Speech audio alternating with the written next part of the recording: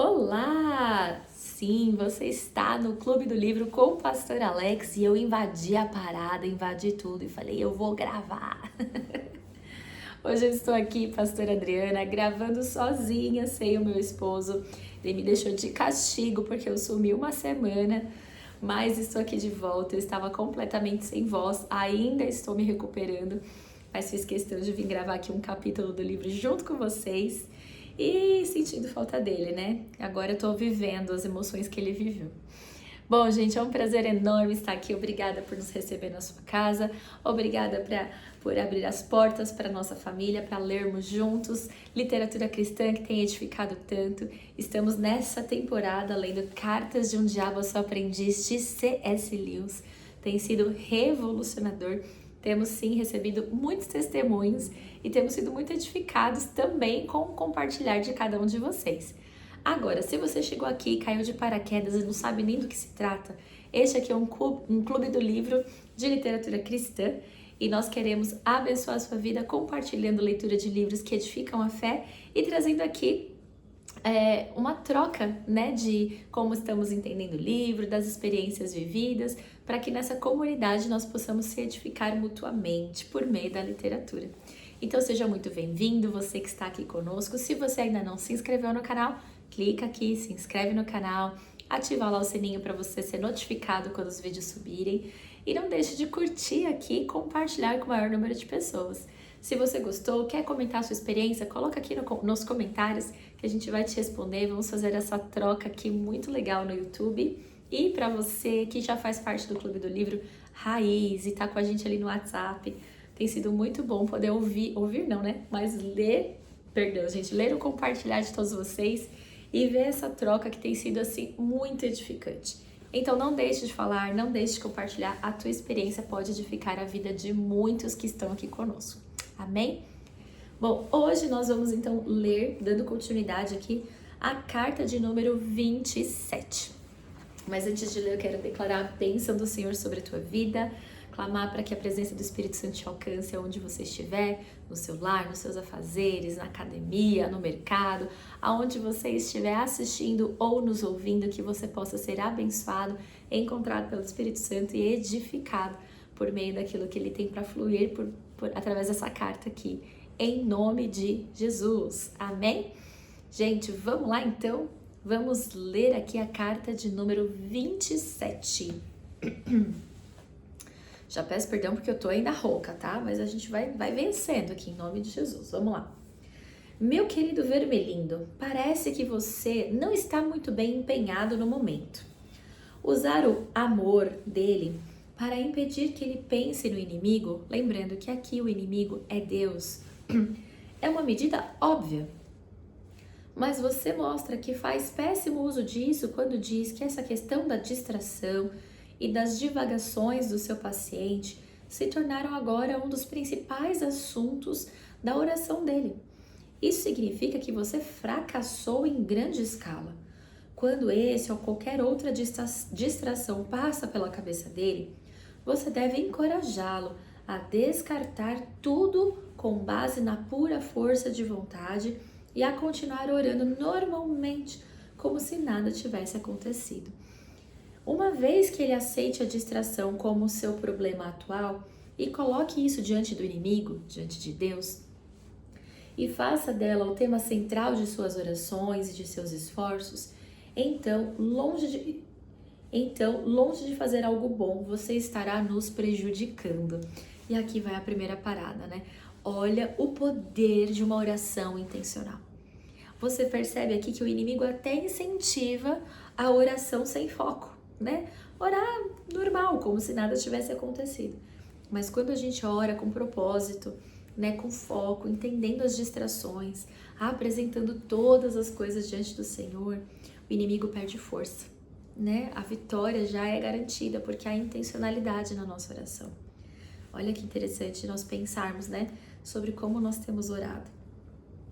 Qualquer coisa, até mesmo um pecado que tenha o efeito total de trazê-lo para perto do inimigo, ou seja, Deus, volta-se contra nós em longo prazo. Uau!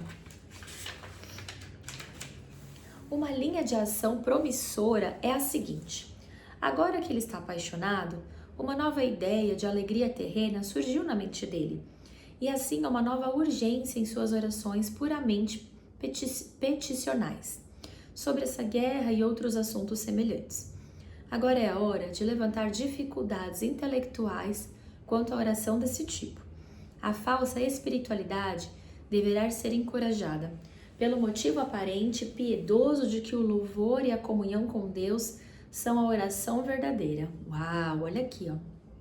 O louvor e a comunhão com Deus são a oração verdadeira.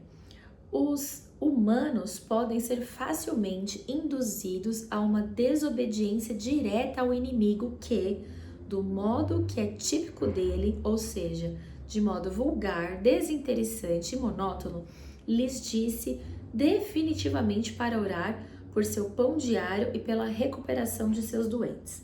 Você vai, é claro, ocultar-lhe o fato de que a oração pelo pão diário, interpretada no sentido espiritual, é com efeito tão toscamente peticionária quanto seria em qualquer outro sentido. Uau! Aqui, né, quando a gente faz oração de forma muito religiosa, né, sem estar entendendo o que eu tô pedindo, sendo intencional. Só uma pausa aqui. Eu tô ainda com a minha garganta, gente, tá difícil. Mas vamos lá, nós vamos vencer essa leitura aqui em nome de Jesus.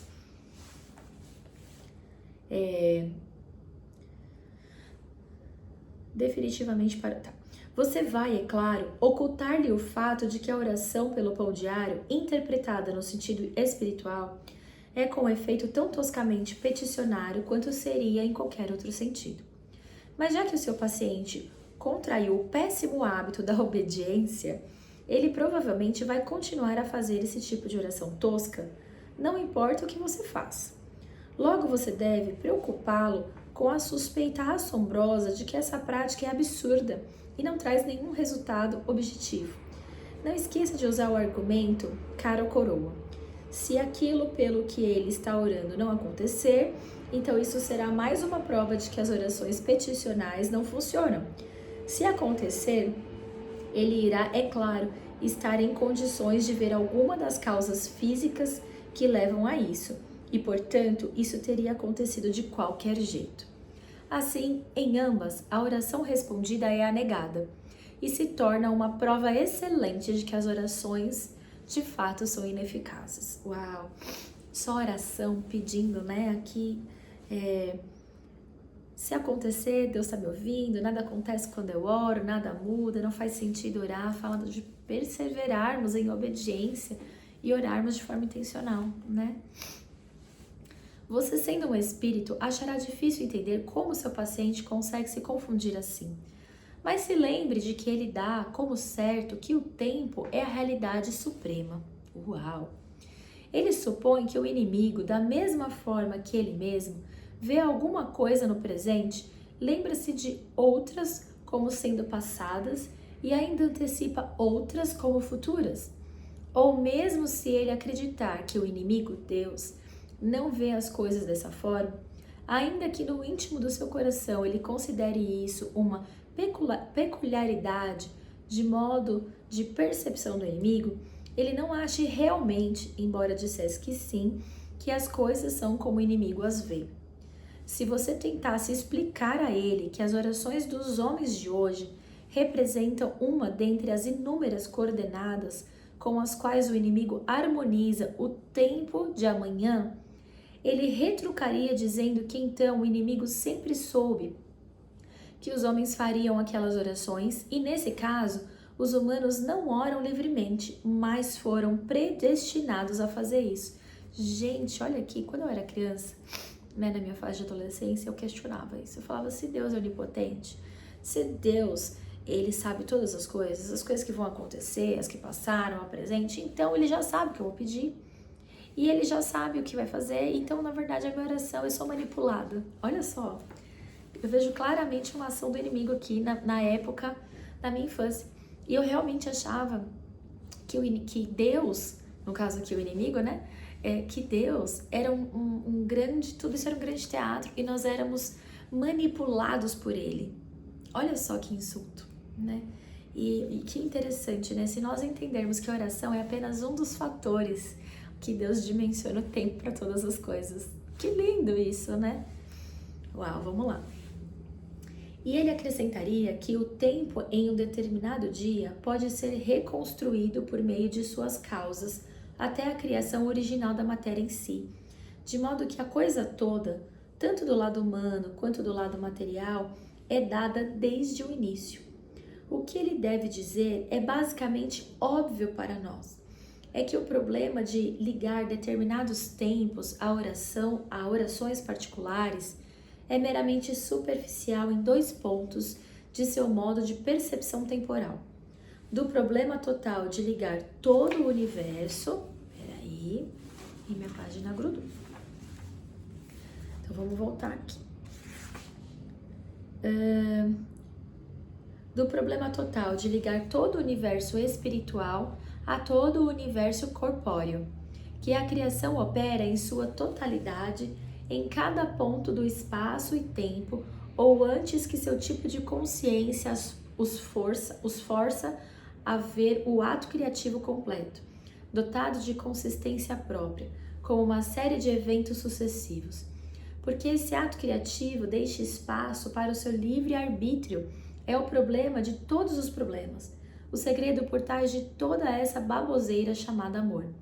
Como isso acontece não é nenhum problema, pois o inimigo, Deus, não antevê como os homens vão contribuir livremente para o futuro, mas vê as práticas deles em seu tempo eterno agora. E obviamente observar um homem fazendo algo não é o mesmo que forçá-lo a fazer isso. Tá entendendo? Deus não é que ele é onipresente, ele é atemporal, né? Mas, por termos o livre-arbítrio, ele está vendo as nossas ações eternas agora, conforme eu respondo no hoje, né? Não que ele prevê o meu futuro está determinado. O meu futuro vai ser determinado conforme as decisões minhas de hoje. Olha só. Como isso acontece, não é nenhum problema, pois o inimigo não antevê os homens, olha lá, não antevê como os homens vão contribuir livremente para o futuro, mas vê as práticas dele em seu eterno agora. E, obviamente, observar um homem fazendo algo não é o mesmo que forçá-lo a fazer isso. Por isso, o amor de Deus é algo maravilhoso, porque ele nos ama a ponto de nos dar a escolha, de escolhermos os nossos caminhos, né? Ele não nos força a fazer isso, mas ele observa as nossas escolhas. Pode-se afirmar que alguns escritores humanos, intrometidos, notamente Boécio, deixaram escapar esse segredo.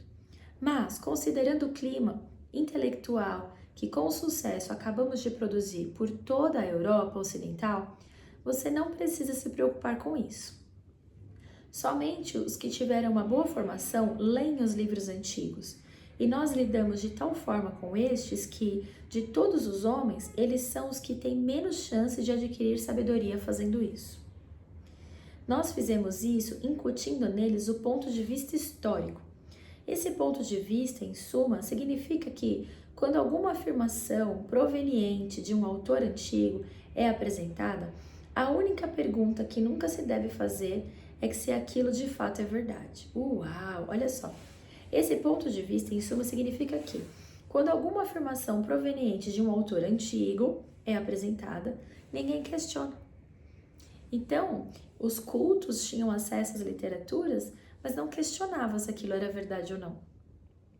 É inspirado por quem? Né? Às vezes, às vezes a gente tem que perguntar ao Espírito Santo e questionar tudo o tempo todo, né? Aquilo que eu leio, aquilo que eu assisto, aquilo que eu escuto. Provém do Senhor, é coerente com a palavra, porque a gente não pode tomar como verdade o ponto de vista de outra pessoa sem consultar o Espírito Santo, a Bíblia, sem ter convicção de que aquilo é de fato uma verdade. É precioso perguntar quem influenciou o escritor antigo. Olha aí, até que ponto a afirmação é consistente com o que ele disse em outros livros, que fase no desenvolvimento do escritor ou na história dos pensamentos em geral, ela ilustra como isso afetou os autores posteriores, quantas vezes isso foi mal interpretado, especialmente pelos próprios colegas do homem estudado. Que tipo de crítica geral ao texto foi feita nos últimos 10 anos e qual é a atual conjuntura do problema? Considerar o autor antigo uma fonte possível de conhecimento, antecipar o que ele disse poderia possivelmente modificar seus pensamentos ou seu comportamento. Seria uma atitude rejeitada como sendo absurdamente reducionista.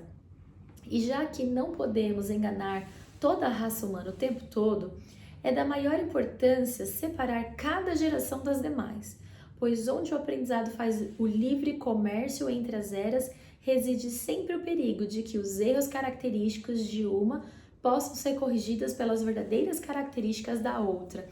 Aqui a gente sempre fala, né? Sempre de uma geração para outra há mudanças e se corrigem falhas e há uma nova esperança numa nova geração, né? Mas graças ao nosso pai, o diabo nesse caso, e ao ponto de vista histórico, grandes estudiosos são atualmente tão pouco alimentados pelo passado quanto ao mecanismo mais ignorantes que defendam que a história é uma bobagem. Olha que interessante, com carinho, seu tio mal danado. Ele fala que, nossa, ele começa falando da oração, ele começa falando da questão de ser religioso, de começar a questionar se realmente Deus é um Deus que ouve orações ou se ele é só um ser manipulador, né? Se ele já sabe como vai ser o futuro, então para que orar? E aqui ele fala de, né, a gente aprende sobre a importância de orarmos de forma intencional, né, de não cairmos mesmo numa oração cotidiana, só de petições e começar só a questionar, poxa, eu orei tanto e Deus não cumpriu, eu orei tanto e Deus não fez. Entender a profundidade e o poder da oração quando ela é intencional, mas também entender que Deus, ele não trabalha no nosso tempo, ele tem o tempo dele é diferente do nosso, né? E que as nossas atitudes hoje, elas vão refletir no nosso futuro. Então a minha oração hoje vai determinar aquilo que eu vou viver. E Deus observa o seu eterno nossas ações no hoje. E ele termina falando, né, sobre as mentiras que ele vai introduzindo e vai levando até de geração em geração por meio da literatura, por meio de as pessoas olharem, estudarem, não questionarem aquilo que estão lendo. Por isso eu gosto tanto do Clube do Livro, porque a gente lê trazendo o contexto histórico, entendendo a realidade da época que este livro foi escrito, questionando aquilo que está sendo falado, confrontando o que está sendo falado com a Bíblia, para que nós possamos ser edificados, de fato, entender o que o Espírito Santo quer nos conduzir nessa leitura e aquilo que não provém de Deus. Né? Nós somos seres pensantes e nós temos o Espírito Santo em nós para questionarmos, avaliarmos, buscarmos entender aquilo que vem do alto, aquilo que não vem, aquilo que é uma mentira do diabo, aquilo que ele tem tentado implantar aí de geração a geração, para que nós possamos realmente sermos sábios e coerentes com aquilo que a Bíblia fala, sem sermos facilmente influenciáveis. E para isso também nós precisamos entender quem Deus é, né? E por meio da oração o Senhor se faz conhecido, por meio da oração o Senhor nos traz respostas, nos ensina a respeito do tempo de todas as coisas. E é isso, gente. Eu gostei, eu entendi.